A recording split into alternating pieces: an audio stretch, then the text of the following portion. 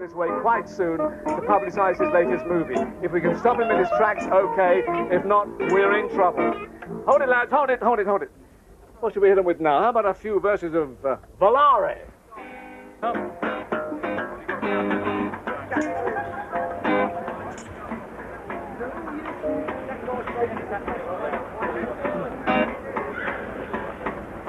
Can't hurry love.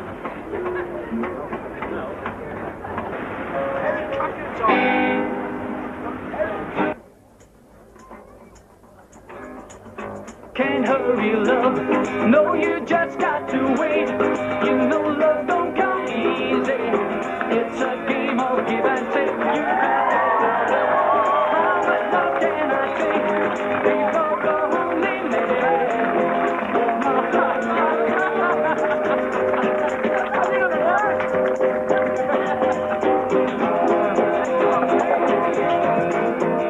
Hi, Phil.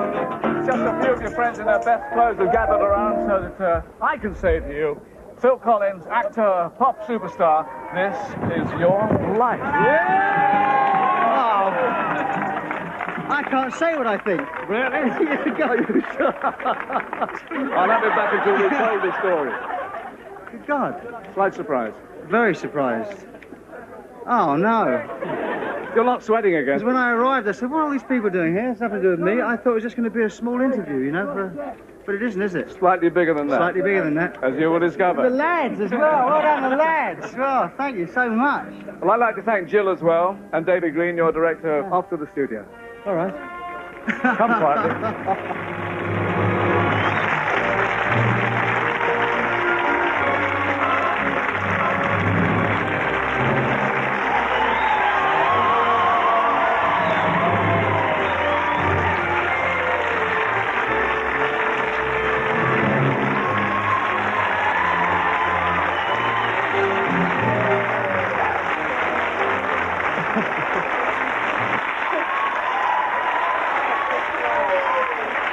Well,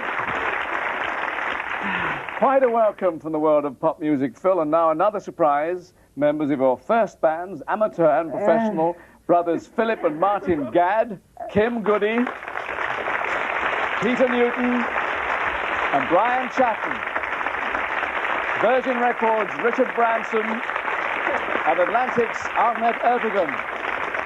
Tour musicians from Wisconsin, Daryl Skirmer, and from Los Angeles, Chester Thompson. And the boss, who's looked after your career since your Genesis days 15 years ago, Tony Smith. And Phil, from golden discs to silver screen, you're now well on the way to movie stardom as great train robber Buster Edwards in the film Buster. Oh, look at them passports. They were right, ain't they? Mind you, it's a good job I was on the spot. I mean, you would not believe some of the rubbish they try to palm me off with. Just goes to show you get what you pay for, in the end. Are we all right for money? Yeah, well, that's why I came over here, wasn't it? The Swiss account is now operating properly. The money will go from here on to Nassau, then on to Mexico. How much do you have to fork out? £1,000 for the courier, £2,000 for the bank charges. Stuff, but look at them, eh? I mean, that is the good life, that is. That's what we worked all them years for.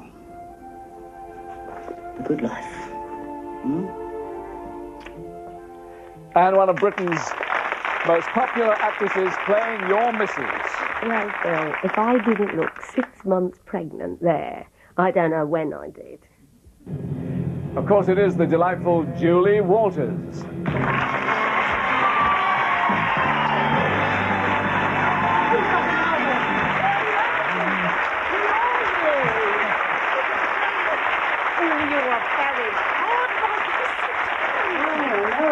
Now, this is a family show, as you might remember, but you were saying something about pregnancy there. Could you explain? Was I? Oh, yes. Well, yeah, I was pregnant in the film, and no one was supposed to know. But, of course, it stood out like nothing. My neck, I look huge. I've got a They neck. did, didn't they? Your neck looked... They did. They were like weapons. I terrified Phil on more than one occasion. And you frightened him to death tonight. Thank you very much, Julie Walters. I don't know.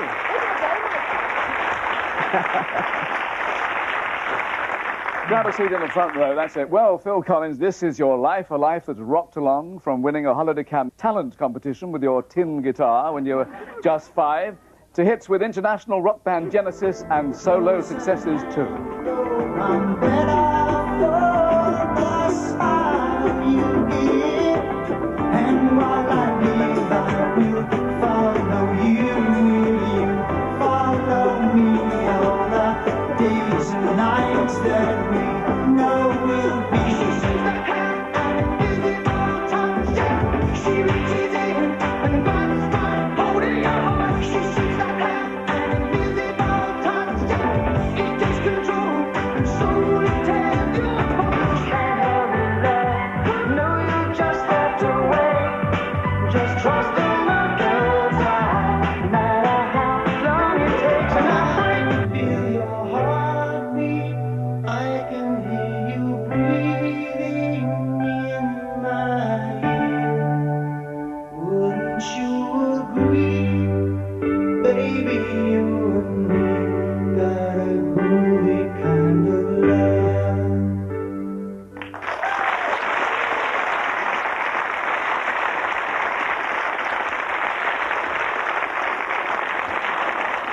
Well, we're playing your songs, Phil. Be fair, did you ever imagine things would go so well? No, not really. Constantly surprised, but nice surprises though. Yes, they're the best ones, aren't Yeah. they? Well, the Kid with the Tin Guitar went on to a solid gold future, topping the charts worldwide. But it was on July the 13th, 1985, you captured the imagination, the hearts, and the wallets of a global audience counted in billions. Mid-afternoon, you stepped on the Live Aid stage at Wembley Stadium. Then you're whisked away to board Concorde to take the stage in Philadelphia for America's Live Aid concert. Good evening, Philadelphia. Good evening, America. Good evening, London, and good evening, the world. Well, that was an extraordinary achievement, and for the best of reasons, of course, to help the starving millions of Africa. Now, Midge, you also worked with Phil on Band Aid, didn't you? Yeah, we had one day to record all the artists you've seen in there, singing their parts, and to record the drums, and to mix the record. We had 24 hours to do it. And Phil was in the middle of doing his solo album. And he gave us a one day off that he had to come down and do it. I said it would take 10 minutes to do his part, as long as it would take for him to record the song. And he sat there for 6 hours waiting in us 10 minutes to turn up. And he did, as true as he said he would be, he did it in 10 minutes with sickening proficiency. Bobby, Phil is a bit like Concorde in a way, always such a blast of energy. You found that? Yes, well, he's crazed. I mean, this is the first thing. At least I'm sitting down now. The word workaholic is made redundant by his presence. You know, I'm surprised he's like, well, he is fidgeting. Look at him. With Live Aid, the thing was, he was working at the time, and we called up Tony, his manager, and they said, yeah, you come down and do it. And then we got a phone call, and he said, well, yeah, I'll do it, Bob, but I'll do it only if I can play with everybody on the stage in both England and America. And so hence Concorde sort of came into being, and that was the main reason for it. But he did. How many people did you play with? It must have been about 8 bands. Yeah, everyone that would have me, really. Yeah, no, only 8, in fact, had him.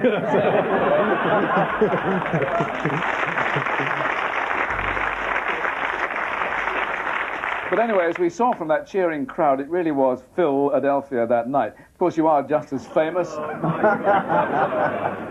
I actually wrote that bit. Anyway, you are just as famous in America as you are here, and it was in the United States 8 years ago he met you, Jill. You were married at Guildford in Surrey in August 1984. Good heavens. Yes, the vicar is here tonight. But Phil, there is another very important young woman in your life, and you'll know who I mean when I say she lives in Canada, and she fancied herself as a star in the world of grand opera. Lovely. Of course, your daughter by your first marriage, not in Vancouver tonight, but right here, 16-year-old Joely.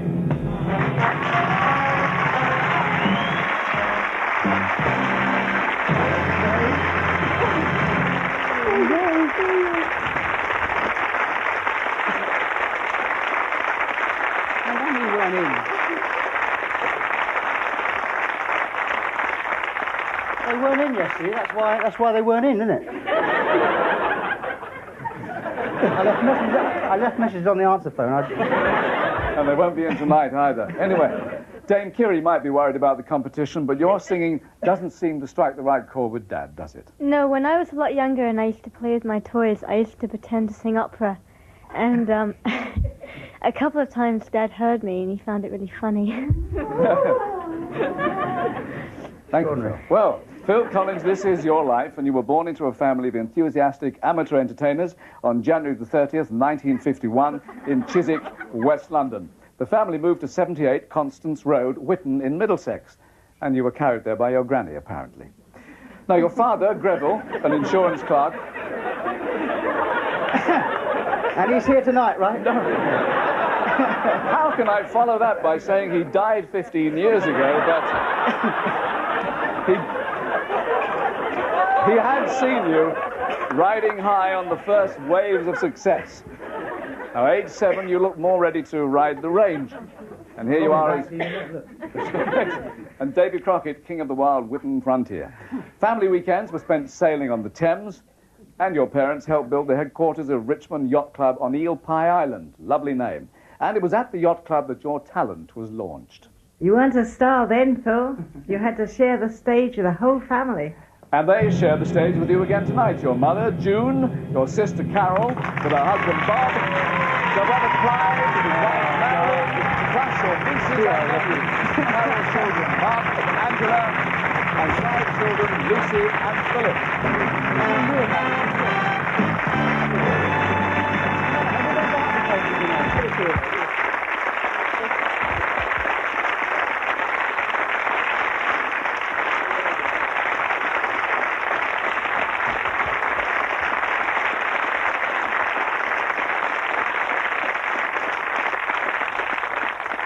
And June, we've got a picture of the Collins clan taken when Phil was just 4.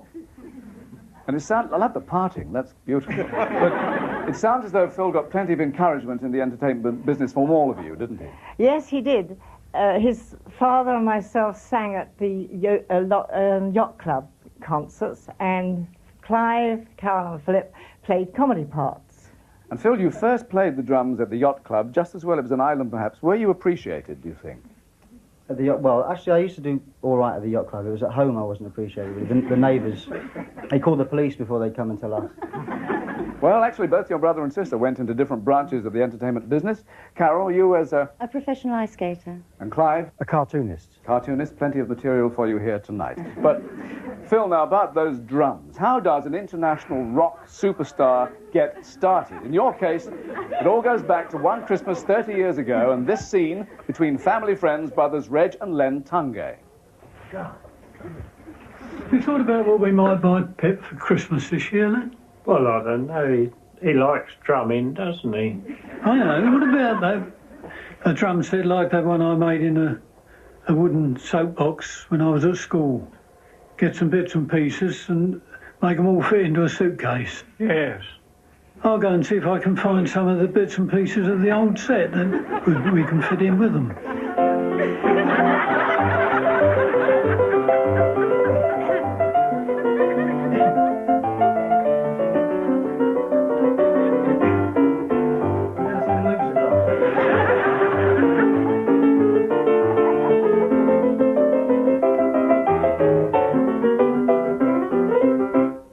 And may they have their own roll of drums, please. Reg and Len Tungay.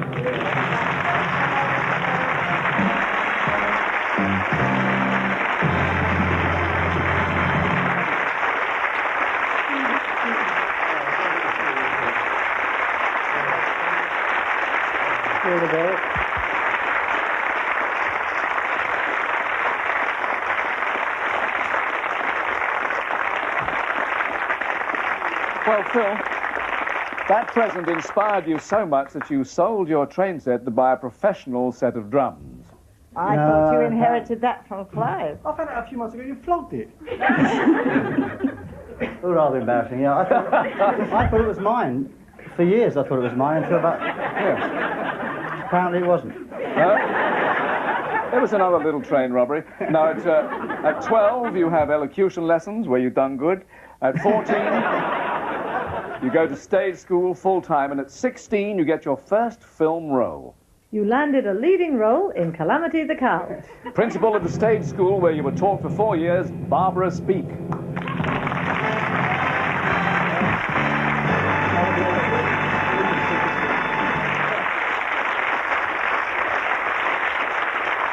So, Barbara, how did he make out in his movie debut? Not very well. He had a difference of opinion with the director and was written out after 2 weeks. Well, that's a tragic story, but all is not lost, Phil. We have tracked down that first film role.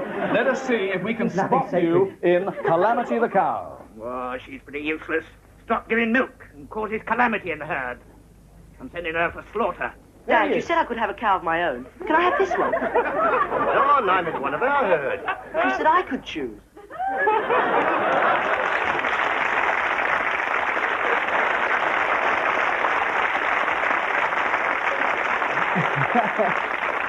And that is what you call milking the part. Barbara Speak, thank you very much indeed.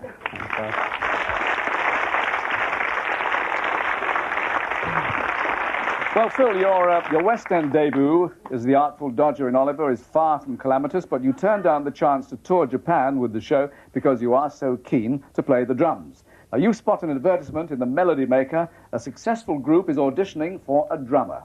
But you hardly looked the superstar when you came to the audition to be the new drummer for Genesis. In fact, you still don't. Your dear friends, founder members of that great rock band Genesis, Mike Rutherford and Tony Banks.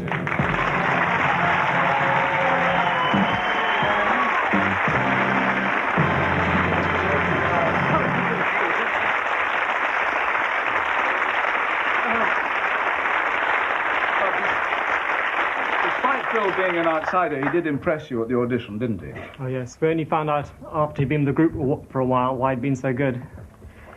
He sneaked in early, you see, and he listened to all the other drummers auditioning. So when it came to him, he knew all the songs backwards. And we thought, wow, how fantastic. And that's how he got the part. Makes absolute sense. Thank you very much, Mike Rutherford and Tony Banks.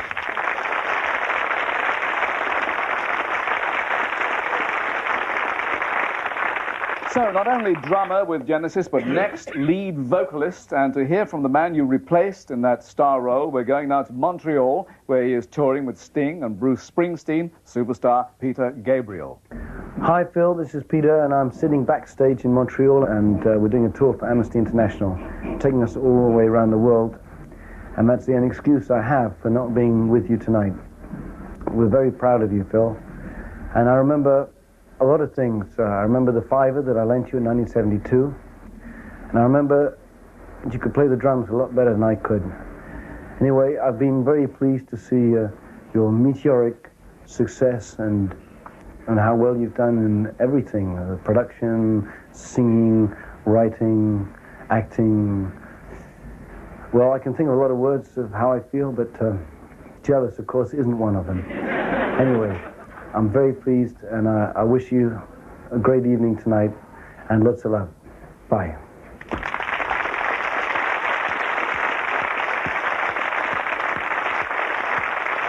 Thank you, Peter Gabriel in Montreal. 1983, and you team up with another rock star playing drums on his new album. Recalling those days now, here is Robert Plant.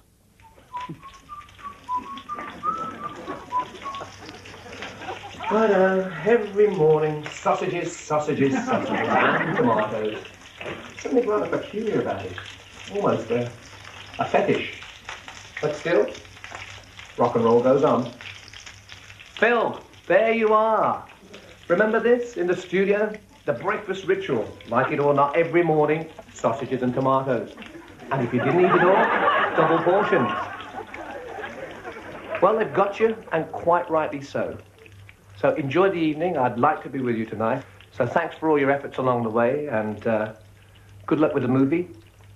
And as you can see, for some of us, it's still hell in the kitchen.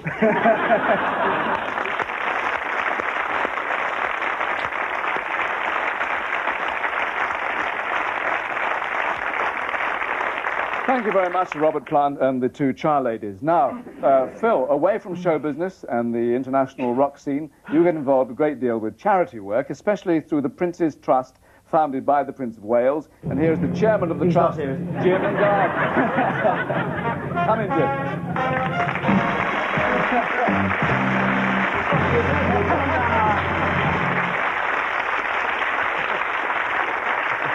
Jim, I can see by that posh piece of paper you have a personal message for Phil from the Prince of Wales. That's so. Dear Phil, I'm very sorry I can't be here in person to give you a terrible shock and probably embarrass you dreadfully. But I've asked Jim Gardner to say on my behalf how indebted I am to you for all the wonderful work you do for the Prince's Trust and for the encouragement of so many young people. I appreciate it enormously, almost as much as the songs you write with such flair and originality. I hope we'll all be able to enjoy many more years of your outstanding performances, and I wanted to take this opportunity of sending you my very best wishes and congratulations on the special occasion. Charles. Thank you, Jim Gardner, and of course, His Highness the Prince of Wales.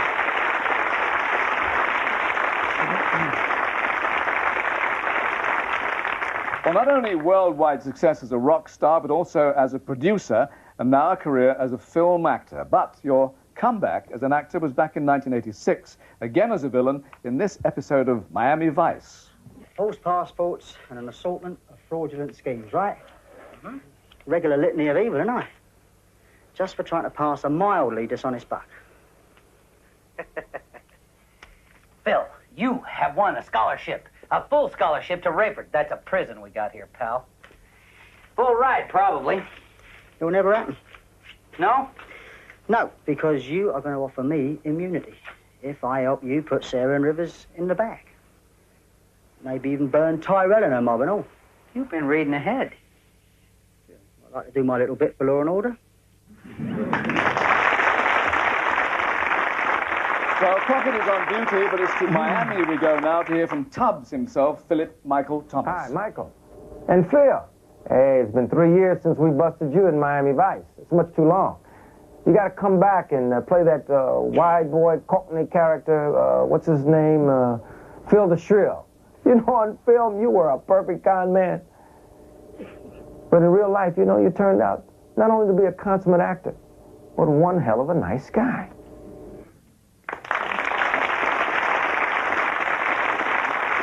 Thank you, Philip Michael Thomas in Miami. Now, Phil, you were just 12 years old when you hit the skins on your first professional drum kit, and on our screen you will now see another 12-year-old photographed at his drums. Actually, we can do better than that. Here he is in action.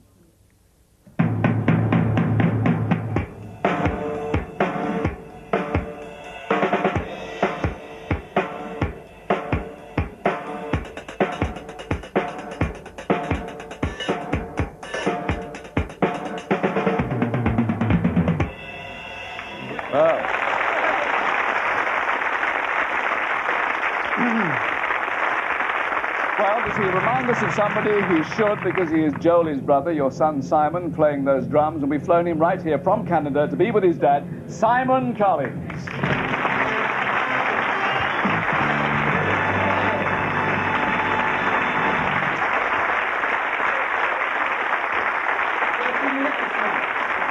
Well, he's a chip off the old drum block, all right. Phil Collins, this is your life.